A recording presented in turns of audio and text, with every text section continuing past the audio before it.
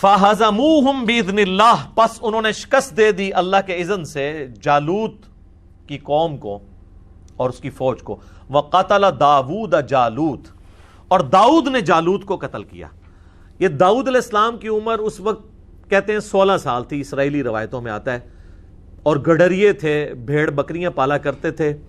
ان کے پاس ایک گوپیا ہوا کرتا تھا، ایک چمڑے کا بنا ہوا، ایک سمجھ لیں ایک ہاتھ سا، جس میں وہ پتھر رکھ کے اور ساتھ رسی باندھ کے نا یوں گھما کے پھینکتے تھے. پرانے زمانے میں لوگ اسی طریقے سے شکار کیا کرتے تھے، یا گلیل ہوتی تھی یا تیر کے ساتھ.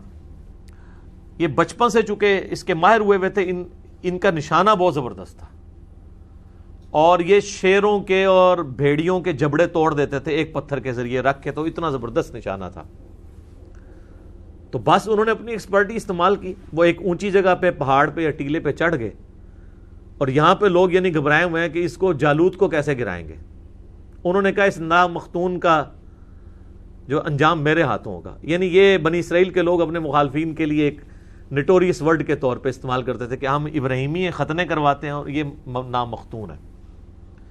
تو انہوں نے پھر اس گوپیے کے اندر وہ پتھر رکھ کے جب رسی گھمائی اور پھینکا، تو وہ جو ایک ہی آنکھ کی جگہ میں نے بتائی ہے نا تھی نا، وہ نشانہ ایسا تھا کہ وہ آنکھ سے وہ انٹر ہوا، اس کے دماغ میں چلا گیا. دماغ میں کوئی چیز چلی جائے تو وہ بڑے سے بڑی بھی کوئی بلا چیز ہو تو وہ حضرت داؤد علیہ السلام جو ہے وہ اس طرح منظر عام پہ آگے. کیونکہ طالوت علیہ السلام تھے تو انہوں نے پھر بعد میں اپنی 16 سال تو انہوں نے حکومت کی، اور اپنی بیٹی کا نکاح بھی حضرت داؤد کے ساتھ کر دیا. اس سے پھر حضرت سلیمان پیدا ہوئے.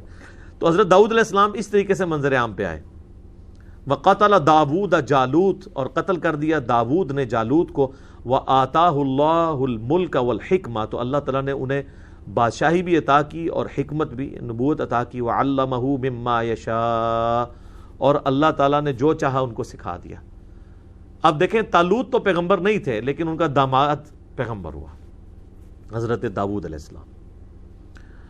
اور پھر یہ بنی اسرائیل کی ہسٹری، یعنی طالوت 16 ایئرز، جالوت یعنی اس کے بعد داود علیہ السلام جنہوں نے جالوت کو قتل کیا تھا 40 سال، پھر ان کے آگے بیٹے 40 سال سلیمان علیہ السلام.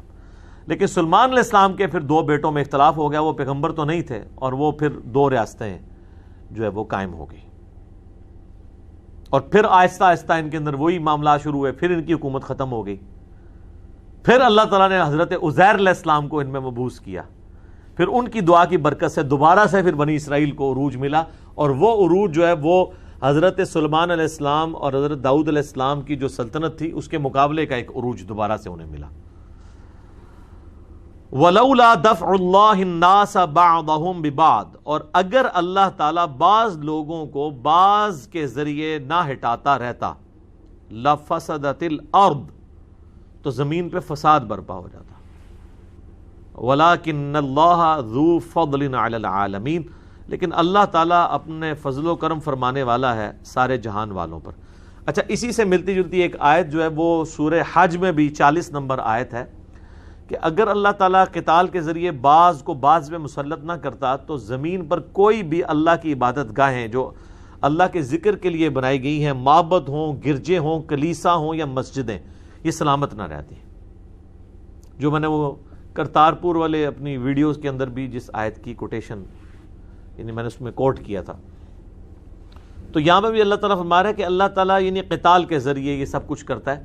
اللہ تعالیٰ چاہے تو خود بھی کر سکتا ہے معجزانہ طور پہ، لیکن اس کی سنت یہ ہے کہ وہ لوگوں کے ذریعے سارے معاملات کو لے کے چل رہا ہوتا ہے.